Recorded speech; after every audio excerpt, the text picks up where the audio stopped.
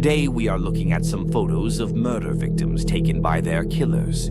Please be warned, this content is disturbing and may not be suitable for everyone. Viewer discretion is advised. Let's begin.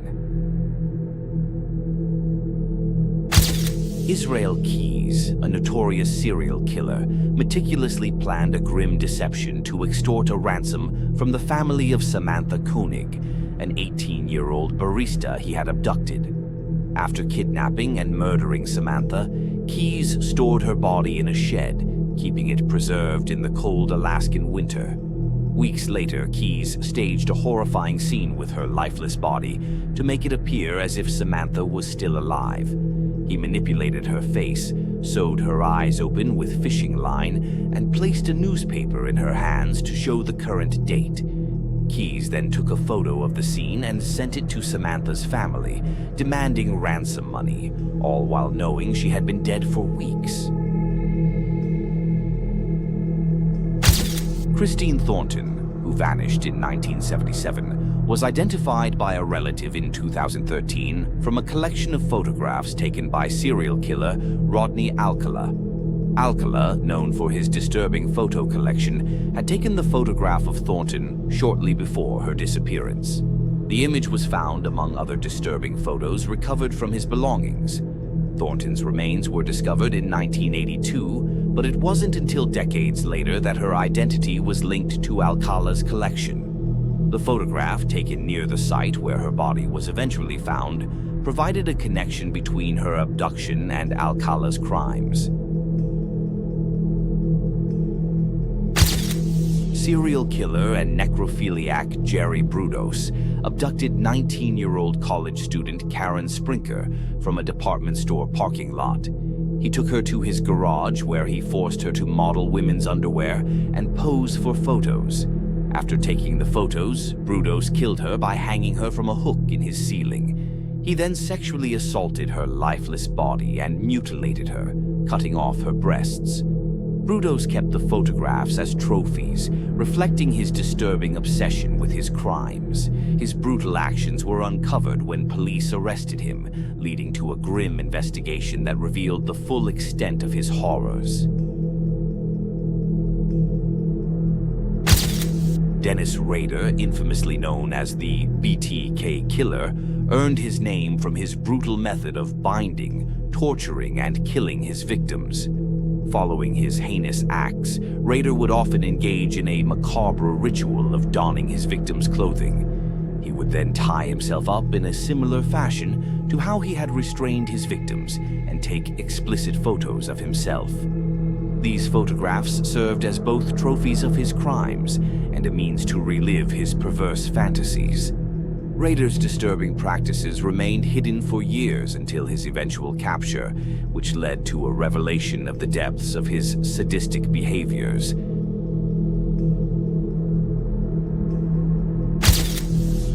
This haunting photo of 14-year-old Regina K. Walters was taken by serial killer Robert Ben Rhodes, who toured the country in an 18-wheeler equipped with a torture chamber in the back. This picture was taken in an abandoned Illinois barn, where Rhodes killed Walters after cutting off her hair and making her wear a black dress and heels. Serial killer Samuel Little, who did not photograph his victims, created numerous drawings of them, which have been instrumental in helping investigators identify the individuals he murdered. This particular illustration, labeled Drawing of Black Female Victim Marianne, depicts one of his victims.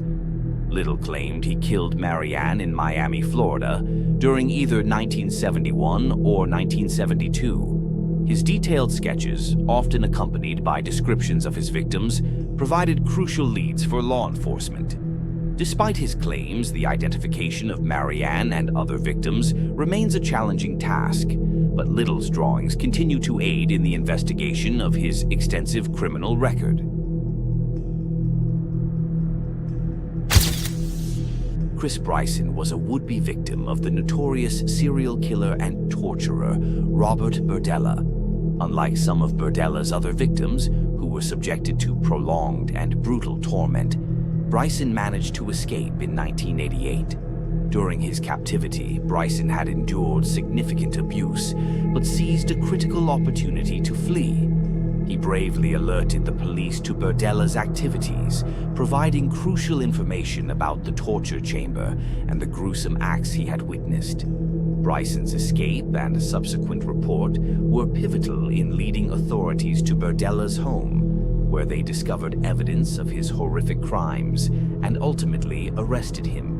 His escape not only saved his own life, but also helped bring Berdella's reign of terror to an end. Some believe that this photograph depicts Tara Calico and Michael Henley, both of whom went missing in New Mexico in 1988 and have never been found. The photograph, discovered in 1989, shows two young people bound and gagged, leading to speculation that it could be a clue to their fate.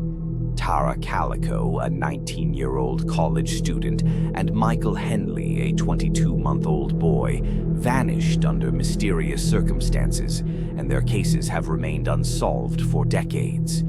Despite extensive investigations and numerous leads, no definitive evidence has been found to confirm the identities of the individuals in the photograph or to resolve the fates of Calico and Henley. Their disappearances continue to haunt their families and remain an enduring mystery in the realm of missing persons cases.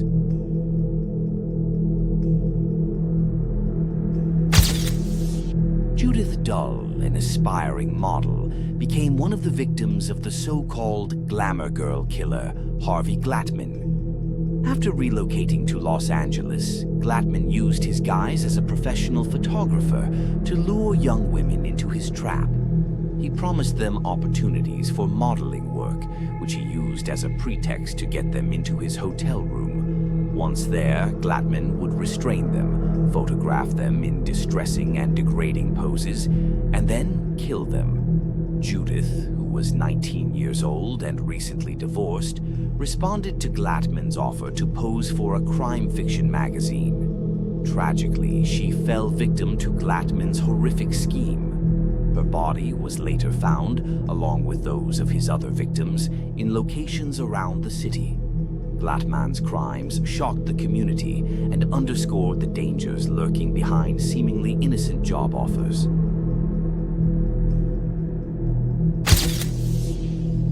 Another killer posing as a photographer was William Richard Bradford. In 1984, while out on bail for a rape charge, Bradford met Shari Miller, a bartender, and promised to help her advance her modeling career. He lured her to a scenic desert spot outside of Los Angeles, where he took what seemed like innocent photographs. However, after taking the photos, Bradford strangled Miller to death. To further conceal her identity, he cut off her tattoos and transported her body back to Hollywood. There, he disposed of her remains in a dumpster, hoping to evade detection. Bradford's gruesome actions came to light during his later arrest, revealing a pattern of violence and deception that had led to Miller's tragic death and the end of her promising future.